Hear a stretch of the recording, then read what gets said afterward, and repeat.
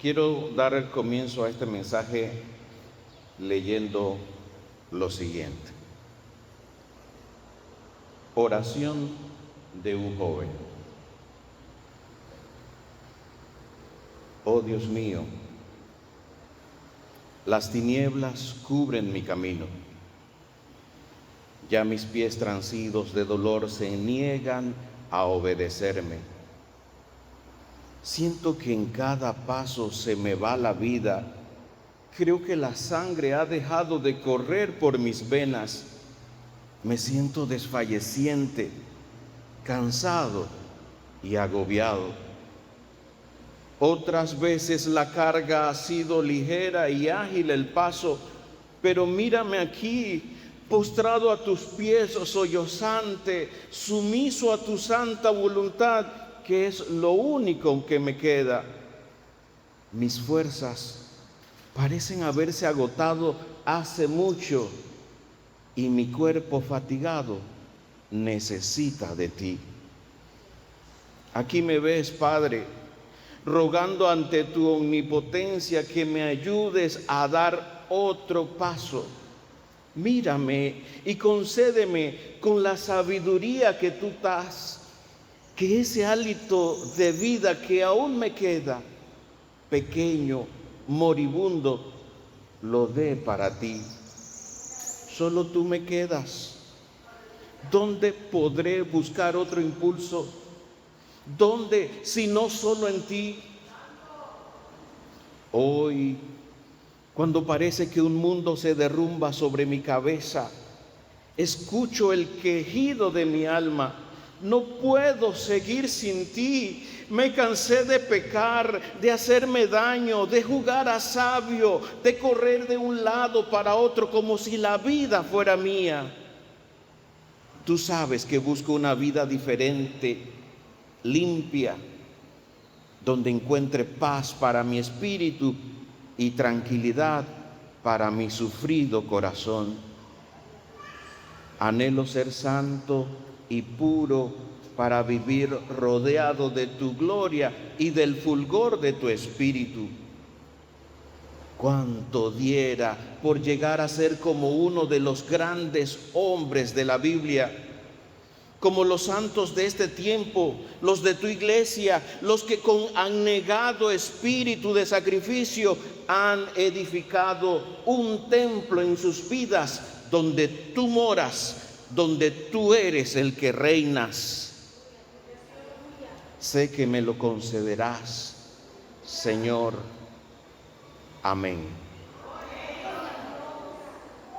Predicador Javier Joel Rodríguez, enero 2001. Quisiera decirles que de ahí en adelante no hubo fallos, que de ahí en adelante no hubo tristezas, pero tengo que decirles con mucha agonía en mi alma que tal vez después vino lo peor. Si nos fijamos en lo que está escrito aquí, solamente hay algo: culpa. Si hay una palabra que nosotros los cristianos hemos escuchado mucho en predicaciones, en enseñanzas, en exhortaciones, en regaños, de todas las maneras habidas y por haber, es pecado. Pero todo está bien con el pecado mientras nosotros no nos sintamos culpables. Todo cambia cuando el peso del pecado cae sobre nosotros y viene una sensación muy horrible, muy difícil de cargar, que se llama culpa. Dice que la culpa es el peso interior que sentimos cuando reconocemos que hemos hecho algo malo o hemos fallado a Dios. El mensaje de esta tarde lleva como título: Después de la caída, ¿qué? Las Sagradas Escrituras consta de muchos ejemplos que podríamos confrontar las reacciones de los personajes a la luz de la culpa y su reacción. Pero vamos a escoger solamente dos: Pedro y Judas. ¿Les parece? Pedro, ¿cuál fue el pecado de Pedro? Negó al maestro. Pero si vemos antes de la negación de Pedro, encontramos lo siguiente: Pedro era un hombre comprometido, ¿cierto? Él había confesado: tú eres el Cristo, el Hijo del Dios viviente. ¿Quién lo dijo? Pedro. Estaba convencido, él estaba comprometido. Pero esto nos deja una enseñanza que debemos asimilar. A veces creemos que las caídas solamente son para los rebeldes. Las caídas también las tienen los que aman a Dios. Hay una frase que dice Pedro que deja mucho a entrever: aunque todos se escandalicen de ti, yo nunca me escandalizaré. Yo no me voy a escandalizar, maestro. Yo no me voy a escandalizar. Pedro sobreestimó sus fuerzas. Él consideraba que él no iba a caer. Sin embargo, las caídas comienzan cuando dejamos de vigilar nuestras fuerzas. Nos creemos poderosos, nos creemos capaces, nos creemos invencibles. Y había advertencia.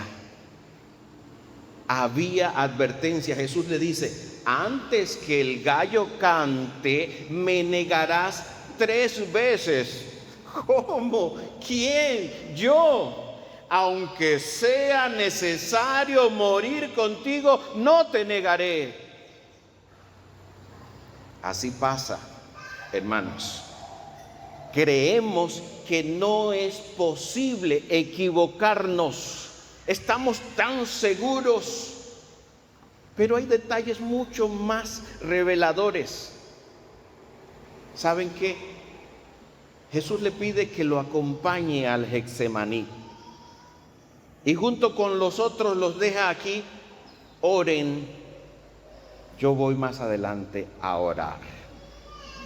Le pide que ore a Pedro y sus compañeros. ¿Qué hizo Pedro? Se durmió.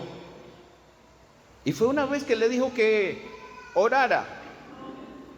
3 veces lo encontró durmiendo. Hay una frase que se puede transformar en profética cuando le dice: velad y orad para que no entréis en tentación. La advertencia estaba allí. Solamente necesitaba que orara. Por eso, hermanos, muchas derrotas públicas nacen de lo que no hacemos en privado. Fíjense en lo que dice Lucas 22:54. Pedro le seguía de lejos. Ya se estaban llevando a Jesucristo, ya se lo estaban llevando. Pedro seguía de lejos. ¿Qué podemos ver aquí? A veces nosotros creemos que podemos seguir a Cristo de lejos. A veces nosotros pensamos que no es necesario estar cerca de Cristo, que con solamente mirarlo en la distancia las cosas se van a resolver. Pero llega el momento cuando allá reunido, ¿entre quiénes? Entre la turba.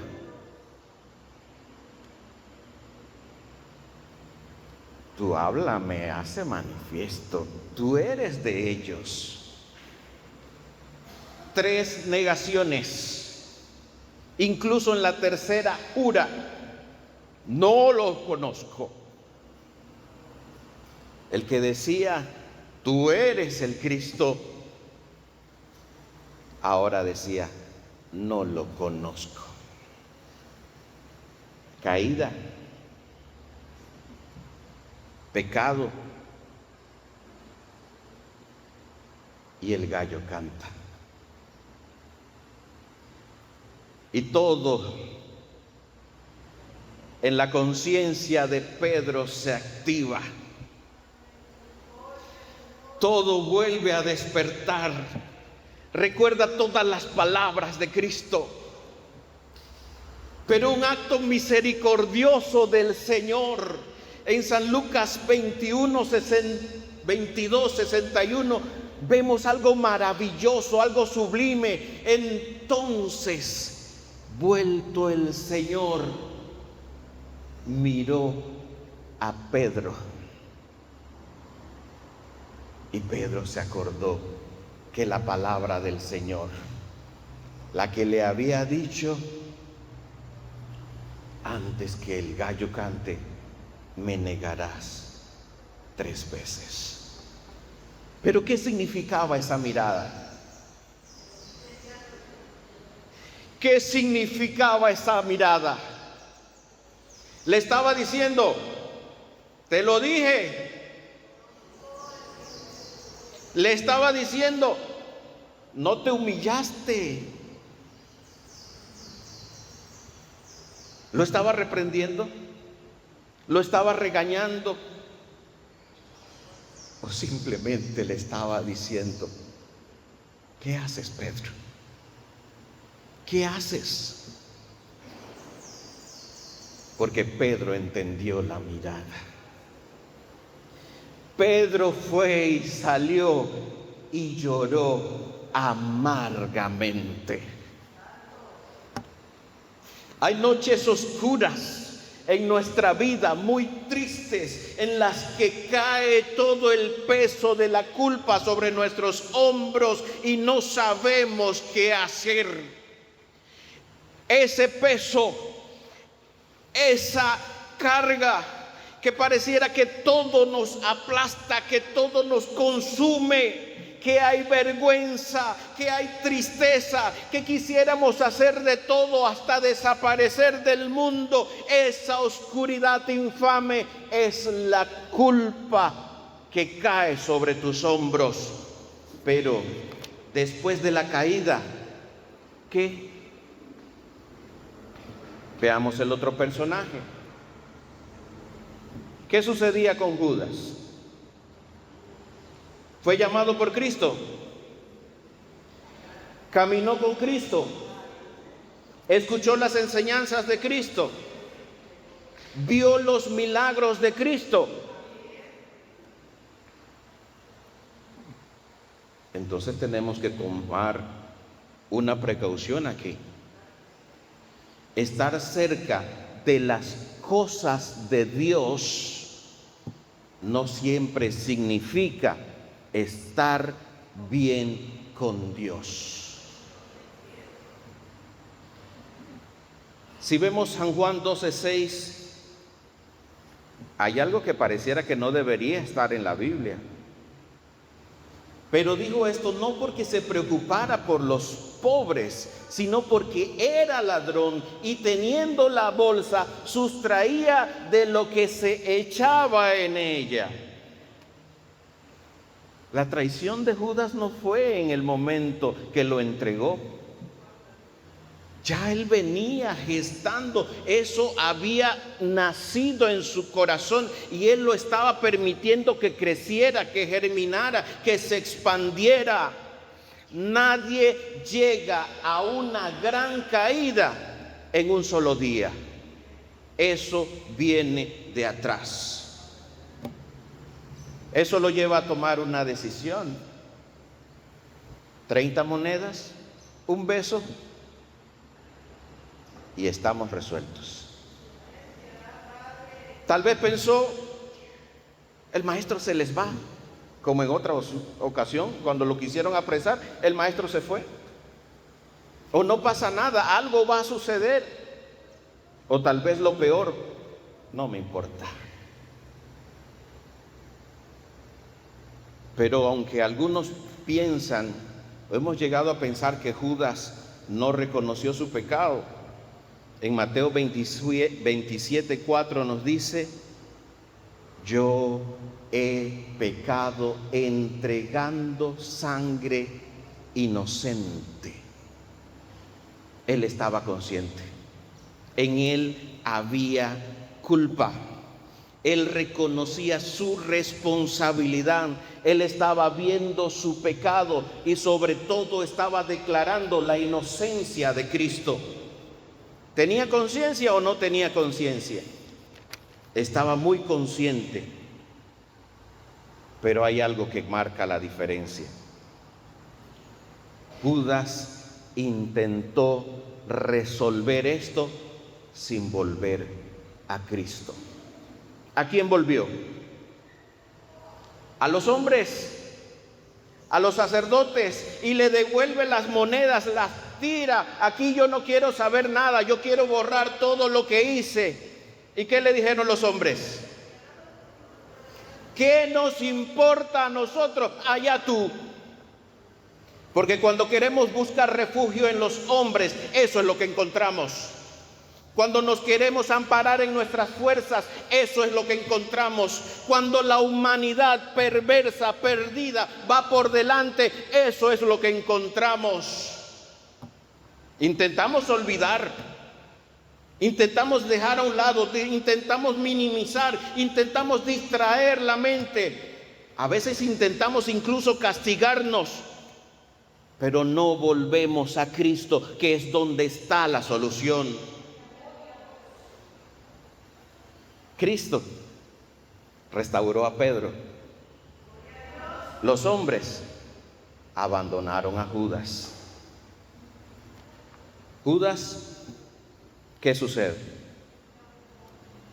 No fueron las monedas, no fue la traición, no fue la culpa, fue la desesperación.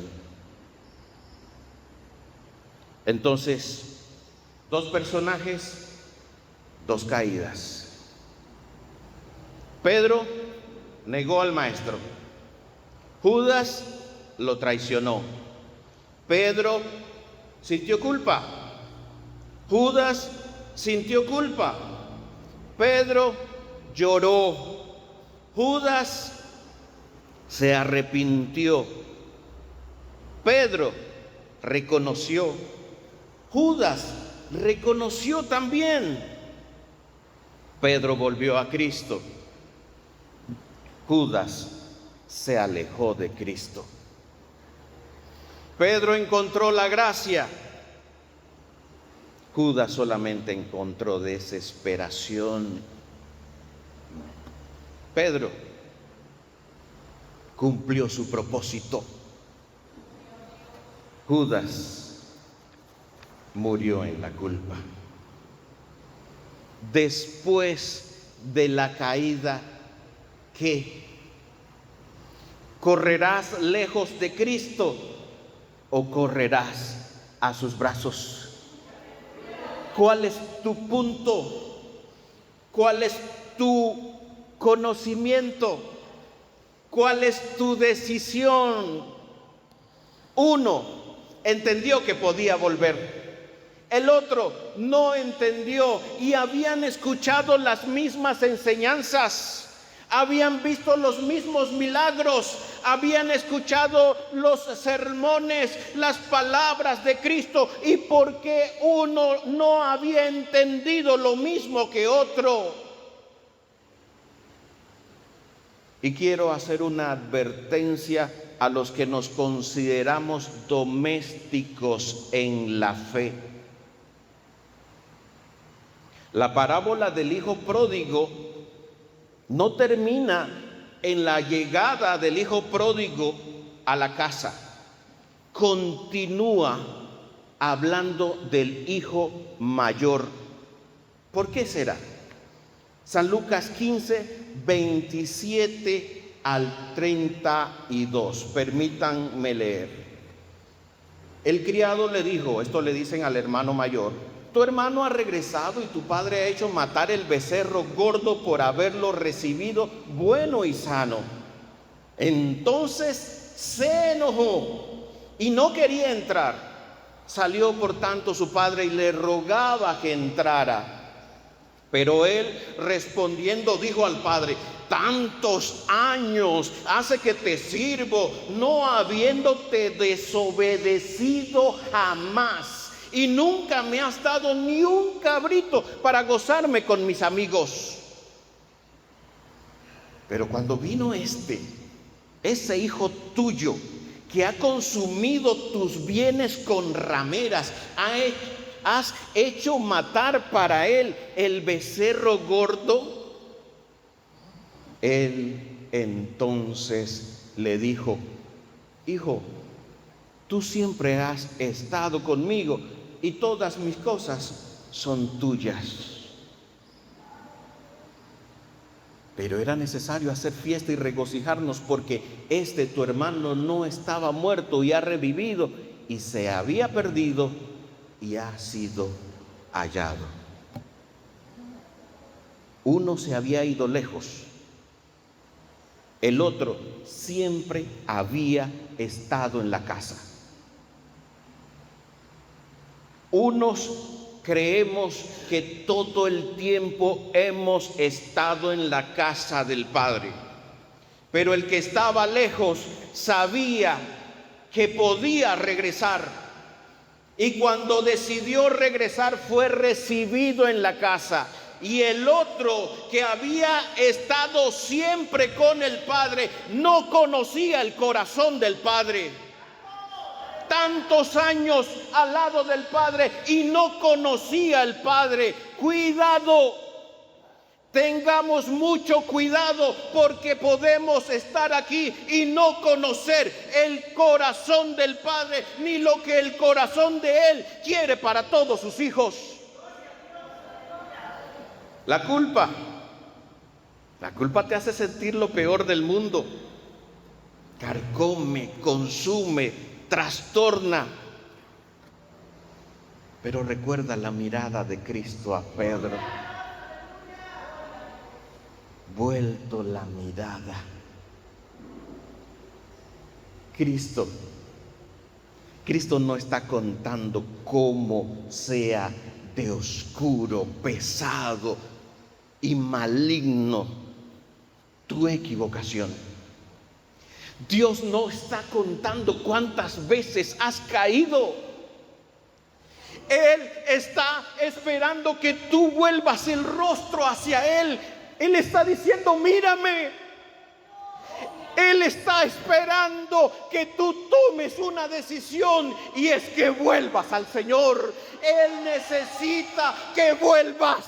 No importa la magnitud de tu error, no importa lo que hayas hecho, el Señor está abriendo los brazos y diciendo: ven a mí, vuelve a mí, porque no importa cuánto lo hayas negado, Él solamente quiere que regreses, que te encuentres con Él. Él no le va a importar lo que haya hecho, porque viene una pregunta que cambia todas las cosas.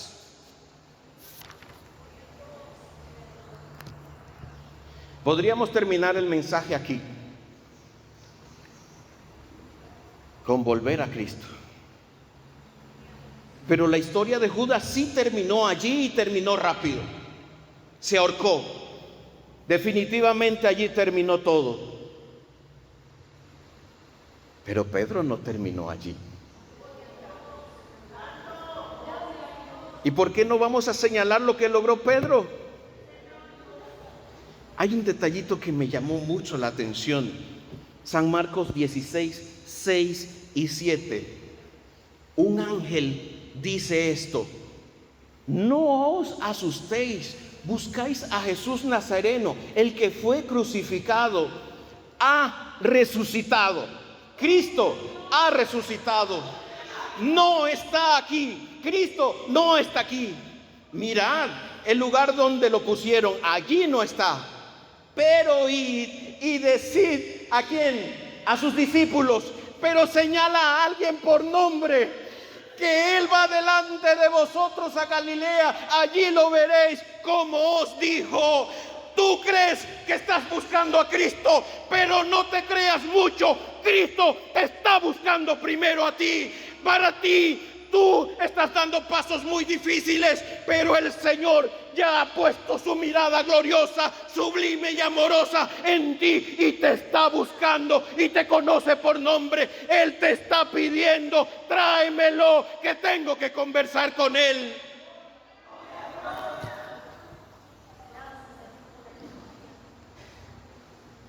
Y no le estaba pensando en quiero hablar en ese que me dijo tantas cosas y ahora al final vino a negarme.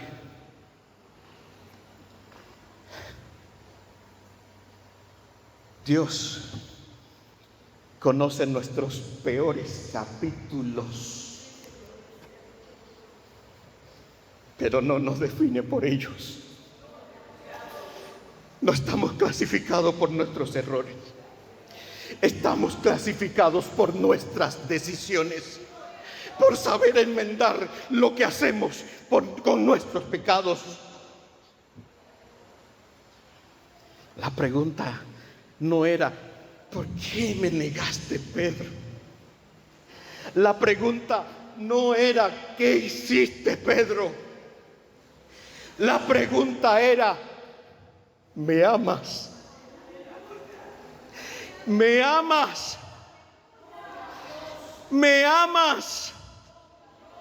Él no le importaba cuál era el crimen que habías cometido. Él no estaba mirando la magnitud de tu error. Él estaba interesado solamente en rehacer la relación contigo y quería saber qué era lo que había en tu corazón. ¿Me amas?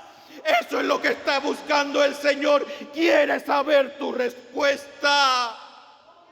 Porque la pregunta debe tener una respuesta.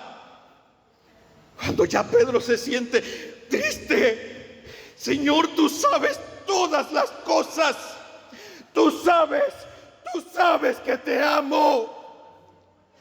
Hay una misión. No todo termina en volver al Señor. Hay una misión, hay un trabajo, hay un propósito, hay un destino. Y dice: apacienta mis ovejas. Tenemos trabajo, tenemos misión, tenemos que hacer, porque Pedro, el que había caído, había sido restaurado, había sido perdonado, y hoy se levantaba glorioso de las cenizas, del polvo, del fango, porque él había vuelto al Señor. Ya no más el Pedro inseguro, ya no más el Pedro impulsivo, ya no más el Pedro derrotado. Ahora el Pedro que predicaba en el Pentecostés y 3,000 almas se convertían. Ahora estaba el Pedro que cuando pasaba por la puerta del templo y veía un cojo, le decía: no tengo ni oro ni plata, pero lo que tengo te doy. Ese era el Pedro que había renacido. Se había equivocado, pero se había levantado porque había vuelto al Señor. Ese que negaba a Jesucristo ahora se paraba de frente al Sanedrín y le decían: es necesario obedecer a Dios antes que a los hombres. Ese Pedro que había caído, ese Pedro que había sido destruido por la maldad, ahora se levantaba y dejaba inmortalizada en las páginas bíblicas epístolas que siguen siendo de ayuda para todos los creyentes. Ese era el Pedro que se había caído, que había vuelto al Señor y había sido levantado. Todo ¿Por qué fue? Porque decidió volver. ¿Porque la vergüenza le ganó? No. Si Pedro no hubiera vuelto, no hubiera habido Pentecostés. No habría milagros, no habría epístolas, y hoy no estuviéramos hablando de Pedro. El artículo que escribí hace 25 años muestra una dura y triste realidad de mi vida. 25 años, un joven tratando de hacer las cosas bien y solamente encontraba fracaso. Quería decir en ese momento, Dios mío, ya no. Y sin embargo seguía diciendo sí a lo que no quería hacer. Pero el Señor nunca se cansó. Nunca se cansó conmigo. Y sin que suene a vanagloria ni a falsa modestia, siempre he amado al Señor. Y siempre he querido hacer su voluntad. Y si no hubiera decidido volver, tal vez en este momento otra persona les estuviera predicando. Pero solamente está esperando una decisión. No te quedes en la culpa. No te quedes en el dolor. No te quedes en la vergüenza. El enemigo querrá decirte: este es el final. Pero Cristo te dice: vuelve. Ven de regreso. No importa lo que haya sucedido. Solamente necesito saber que me amas, que soy importante en tu vida, que me necesitas y que quieres caminar conmigo. Eso es lo único que el maestro necesita. Si 7 veces cae el justo, con todo Jehová lo levantará. A veces nos quiere sepultar el error. A veces pareciera que es definitivo. Pero Dios te quiere decir: vuelve y cumple con tu propósito. Que el Señor les bendiga.